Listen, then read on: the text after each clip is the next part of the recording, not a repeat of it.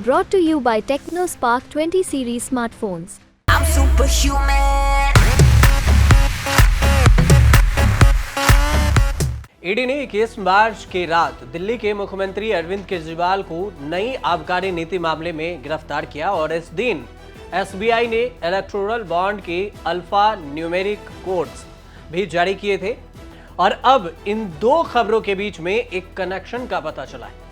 Connection जुड़ा है pharma company Aurobindo pharma से, जिसने बीजेपी को 2 बार में करोड़ों रुपए, करीब एक बार 5 करोड़ और एक बार 25 करोड़ रुपए का चुनावी चंदा दिया था। इस कंपनी के निर्देशक हैं पी शरत चंद्र रेड्डी और ये कथित तौर पर शराब नीति घोटाले वाले मामले में आरोपी भी हैं।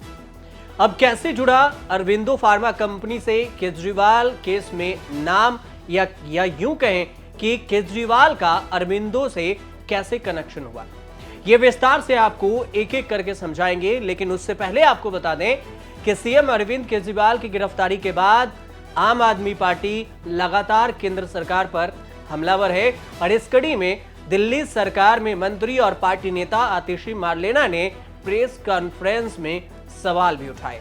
आतिशी मारलेना ने कहा कि उत्पाद शुल्क नीति के मामले में एक सवाल लगातार उठता रहा है कि पैसे का रास्ता कहां है। शराब कारोबारी ने किसी और कहां भुगतान किया, ईडी मनी ट्रेल को स्थापित नहीं कर पाई है। सिर्फ बयान के आधार पर अरविंद केजरीवाल की गिरफ्तारी हुई। सुप्रीम कोर्ट ने एक ही सवाल पूछा कि मनी ट्रेल कहां है।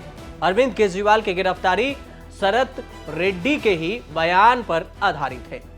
दिल्ली शराब घोटाले में आरोपी अरविंदो फार्मा के एमडी शरत रेड्डी सरकारी गवाह भी हैं। अब पहले आतिशी मारलेना का बयान सुनिए जो उन्होंने आरोप लगाए। शरत चंद्र रेड्डी औरोबिंदो फार्मा करके एक बहुत बड़ी दवाइयां बनाने की कंपनियों के मालिक हैं। इनके पास कई और कंपनियां भी हैं, जिसमें से 2 प्रमुख कंपनियां हैं, एपीएल हेल्थकेयर और यूजिया फार्मा। शरत चंद्र रेड्डी जी को भी दिल्ली की एक्साइज पॉलिसी में शराब के कुछ दुकानें मिली, उनको कुछ जोन मिले। शरत चंद्र रेड्डी को 9 नवंबर 2022 को क्वेश्चनिंग के लिए बुलाया गया और शरत चंद्र रेड्डी ने साफ साफ कह दिया कि मैं कभी अरविंद केजरीवाल से मिला नहीं, मेरी उनसे कोई बात नहीं हुई, मेरा आम आदमी पार्टी से कोई लेन देन नहीं है। जैसे ही उन्होंने कहा कि मैं अरविंद केजरीवाल से मिला नहीं, उनको तुरंत अगले दिन ईडी द्वारा गिरफ्तार कर लिया गया। कई महीने जेल में रहने के बाद एक दिन शरत रेड्डी जी ने अपना बयान बदल लिया। शरत रेड्डी जी कहते हैं कि मैं अरविंद केजरीवाल जी से मिला भी। शरत रेड्डी जी कहते हैं कि मेरी उनसे शराब घोटाले पे बात भी हुई और जैसे ही शरत रेड्डी ये कहते हैं, उनको जमानत भी मिल जाती है ईडी के द्वारा। Scroll.in की रिपोर्ट के मुताबिक कथित शराब नीति घोटाले में ईडी द्वारा हिरासत में लिए जाने के बाद अरविंदो फार्मा कंपनी ने बीजेपी को 5 करोड़ रुपए के चुनावी बॉन्ड्स दिए थे। साथ ही इस मामले में रेड्डी के सरकारी गवाह बनने के बाद बीजेपी को 25 करोड़ रुपए का दान दिया गया था। 10 नवंबर 2022 को शराब घोटाले मामले में शरत चंद्र को गिरफ्तार किया गया। स्क्रॉल की रिपोर्ट में बताया गया कि इस गिरफ्तारी के बाद उनकी कंपनी अरविंदो फार्मा ने 5 करोड़ रुपए के चुनावी बॉन्ड्स खरीदे, जिसे बीजेपी ने 21 नवंबर 2022 को भुना लिया था। ईडी की गिरफ्तारी के 7 महीने बाद शरत चंद्र रेड्डी ने जून 2023 में मामले में सरकारी गवाह बनने का फैसला किया। शराब घोटाले मामले की अगर बात की जाए, टाइमलाइन समझिए कि 10 नवंबर 2022 को शरत चंद्र की गिरफ्तारी होती है। 21 नवंबर 2022 को बीजेपी ने अरविंदो फार्मा के 5 करोड़ रुपए भुना लिए, जो इलेक्टोरल बॉन्ड के जरिए दिया गया था। जून 2023 में शरत चंद्र रेड्डी सरकारी गवाह बनने को तैयार हो जाते हैं। रिपोर्ट के मुताबिक इसके बाद अरबिंदो फार्मा ने बीजेपी को 25 करोड़ रुपए का चुनावी बॉन्ड्स दिया। कुल मिलाकर अरबिंदो फार्मा ने 52 करोड़ रुपए के चुनावी बॉन्ड्स खरीदे। इनमें से 34 करोड़ 5 लाख रुपए बीजेपी को, उसके अलावा भारत राष्ट्र समिति यानी बीआरएस को और टीडीपी को 2.5 करोड़ रुपए उन्होंने चंदे के रूप में दिया इलेक्टोरल बॉन्ड के लिए। अरबिंदो फार्मा ने बीजेपी को 25 करोड़ रुपए चुनावी बॉन्ड्स में दिए। कुल मिलाकर 52 करोड़ रुपए के चुनावी बॉन्ड्स की खरीदारी हुई और इसमें से 34 करोड़ रुपए बीजेपी को दिए गए। इसके अलावा 2.5 करोड़ रुपए बीआरएस और टीडीपी को दिए गए। करीब एक साल बाद यानी कि अब मार्च 2024 में अरविंदो केजरीवाल की गिरफ्तारी के बाद आतिशी मार्लेना ने चुनावी चंदे से जुड़ा दस्तावेज दिखाते हुए कहा कि रेड्डी की कंपनियों ने बीजेपी को इलेक्टोरल बॉन्ड के जरिए 4.5 करोड़ रुपए दिए। चुनावी चंदे के रूप में 4.5 करोड़ रुपए और 55 करोड़ रुपए रेड्डी द्वारा भुगतान किए गए, जो कि एक्साइज पॉलिसी केस में आरोपी हैं। चुनावी बॉन्ड्स के जरिए बीजेपी ने अरबिंदो फार्म से के मालिक शरत रेड्डी से पैसा लिया। 2 बार के चुनावी चंदे को मिलाकर ये पूरा अमाउंट 59.4 करोड़ रुपए हो जाता है। शरत चंद्र रेड्डी की कंपनियों द्वारा दिया गया इलेक्टोरल बॉन्ड्स में भारतीय जनता पार्टी के बैंक अकाउंट में पैसा।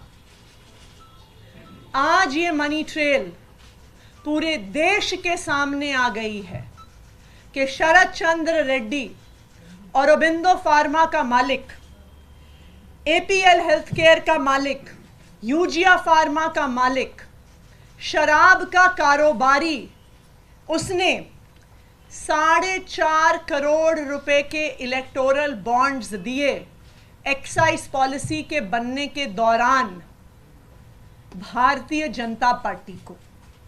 उसके बाद गिरफ्तार होने के बाद 55 करोड़ रुपए के इलेक्टोरल बॉन्ड्स दिए भारतीय जनता पार्टी को।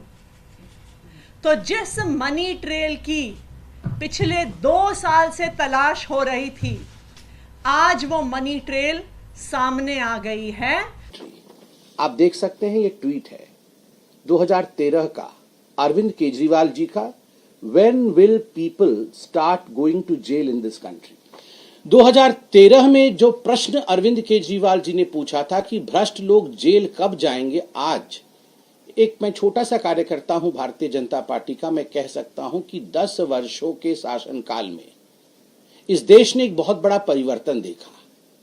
ये जो बड़े बड़े राजनेता सोचते थे कि हम कुछ भी करेंगे, करोड़ों खरबों का घोटाला कर लेंगे और हम एक परिवार की तरह रहेंगे, मैं तुम्हारा पीठ खुजाऊंगा, तुम मेरी पीठ खुजाना, और हम में से कोई जेल नहीं जाएगा, हम सब बच के रहेंगे, ये अब नहीं होने वाला है।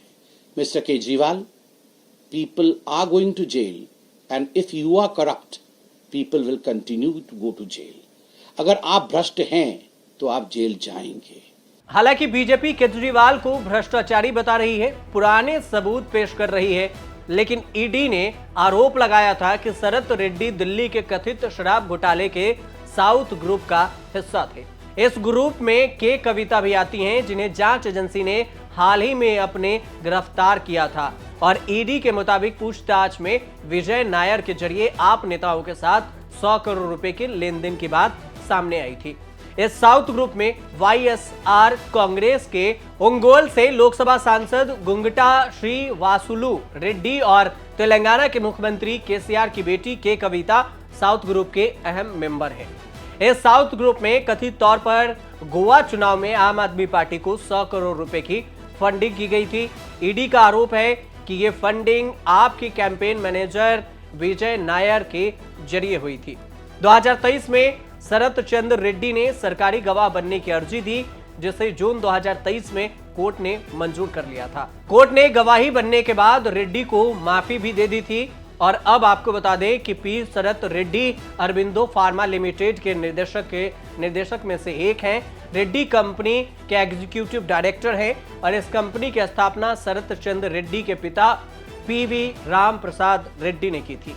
और अब इसी को लेकर के अरविंदो फार्मा कंपनी के द्वारा बीजेपी को चंदा दिए जाने को लेकर आम आदमी पार्टी आरोप लगा रही है कि अरविंदो के जो फार्मा है उनके तरफ से चुनावी चंदा बीजेपी ने दबाव बनाया, उसके बाद इलेक्टोरल बॉन्ड के जरिए उन्हें चंदा मिला और तब जबरदस्ती अरविंद केजरीवाल का नाम ईडी के द्वारा शामिल करवाया गया।